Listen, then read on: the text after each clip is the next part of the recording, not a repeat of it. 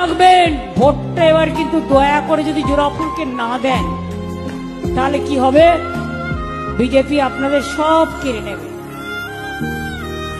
খাওয়া দাওয়াও বন্ধ করে দেবে, থাকাও বন্ধ করে দেবে, কথা বলাও বন্ধ করে দেবে।